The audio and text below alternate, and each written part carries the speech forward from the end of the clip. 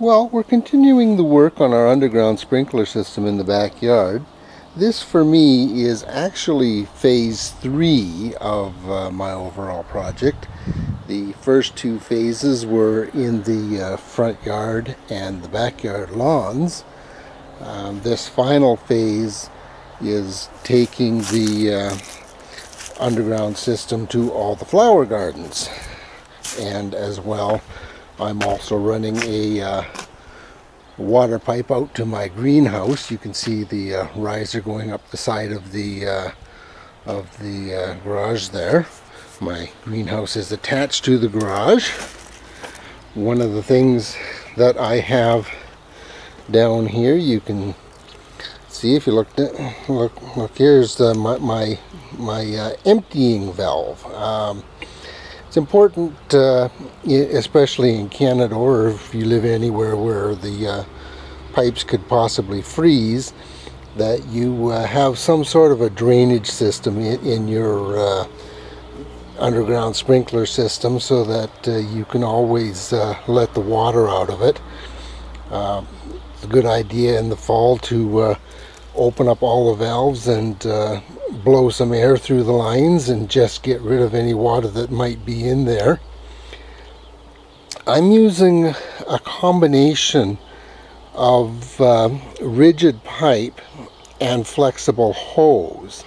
Now the advantage of the flexible hose, that is, if I do happen to get a low spot where I've got a little bit of water in, then if it freezes, the hose has the advantage it can expand a bit to accommodate that, which can be a lifesaver, because you leave water in a system like this in a country like Canada and it can just blow the whole thing apart on you in one winter, and all your hard work and money is basically down the toilet, so to speak.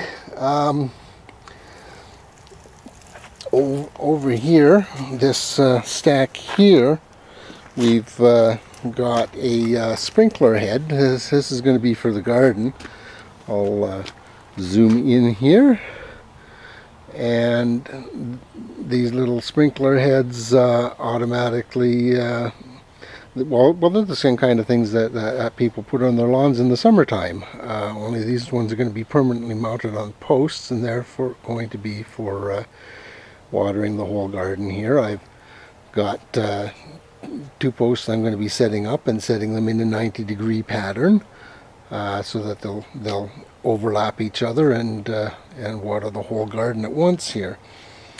Down in the hole, you'll notice I've got gravel down there. That's a little tiny rocks there. It's actually sandless gravel. It's called weeping tile rock. And that is over a automatic drain, so that when I shut the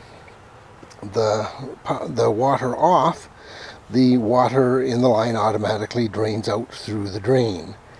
And the weeping tile rock is just to give that water a place to quickly run into. I've got the automatic drains installed at the end of all of my lines in the yard. It's an added feature, again, for protection. If the line freezes, you know, in Canada, that can be an issue. So you do want to take care of your sprinkler systems by blowing them out in the fall. And well, that's about it. I'll take you over and show you what I'm doing for my risers here shortly. Over here you can see I've got my electrical roughed in now. That was an extra little power cord going out to the garage. I'm just going to go over and I'll show you the risers.